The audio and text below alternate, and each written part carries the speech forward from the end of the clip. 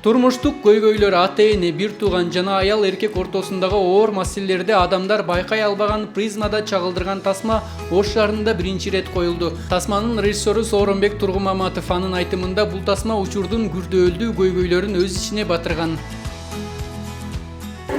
Жанры негизи бир аз детектив аралашкан. Детектив жанрын жакшы көргөндөр болсо келип көрсө болот. Анан психологиялык драма десек туура болот. Негизи көтөрүлгөн маселе ошо үй бүлөлүк баалуулук. Анан негизи кинодон ошол байлык, дагы эмне зордук, зомбулук, ошонун тегерегинде болот да. Эл кээде мындай пазл чогултат да, то есть мындай жөн эле эмес. Бул эмне болуп калды деп ойлонот, анан аягында баардык пазлдар чогулат. Анан аягында өзүнүн чечимин чыгарат да. Башка кинолордун өзгөчөлүгү ошол форматы деп ойлойм да, башкача формат. Адам кээде жакындары үчүн же өзүнүн кара жаны үчүн чындыктан тайып абийиринин алдында күнөөлүү болушу мүмкүн. Бирок кыңырыш 40 жылда айланып келери айтылып келет. Аталган кинода жакындар же байлык үчүн инсандын каразгөйлүккө, жан кечтиликке баруусу ак адамдарга кедергисин тийгизерин, ошондуктан ар дайым арканды узун таштоого үйрөтөт. Үй бүлө, аял эркектин орду, аял эркектин мамилеси, коомчулукта катталып жаткан ар кыл зомбулуктарды камтылган кино болду.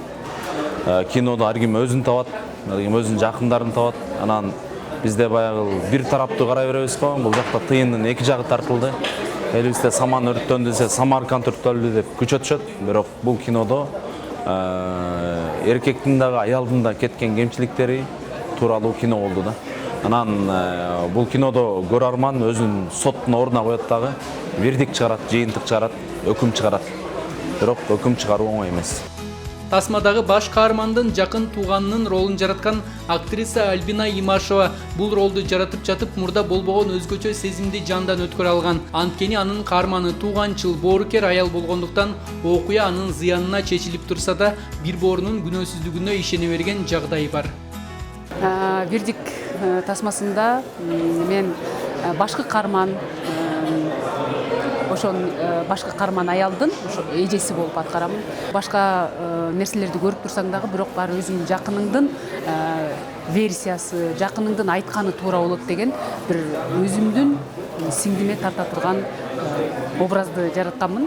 Мен башка жакта комедиялык жанрдагы аялдын образын жаратып келген болсо, бул жакта өтө олуттуу, серьезный аялдын образы.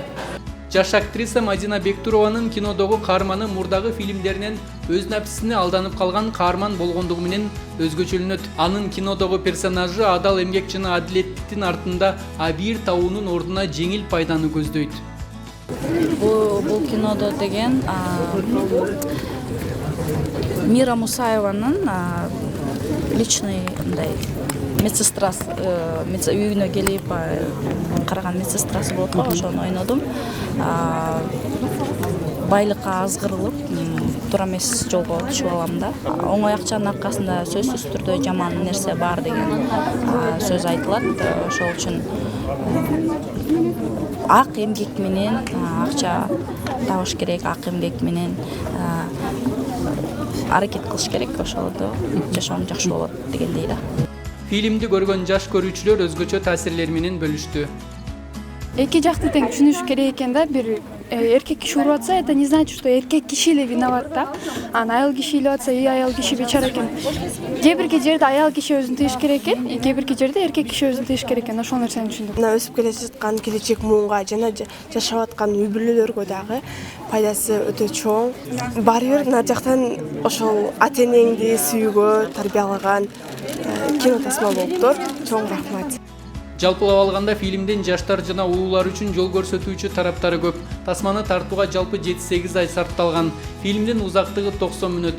Жанры детектив, психологиялык. Тасмадагы локациялар үй жана кылмыш орду. Сот залы менен чектелип отуруп, көрөрманды аналитикалык ой жүгүртүүгө, каармандарды сындап, өзүнчө пикир чыгарууга чакырат. Тасманын режиссеру Сооронбек Тургумаматов буга чейин актер иретинде эмгектенип келсе, соңку мезгилде тасма тартуу менен турмуштук реалдуу окуяларды кадрга баяндоо менен таанылган.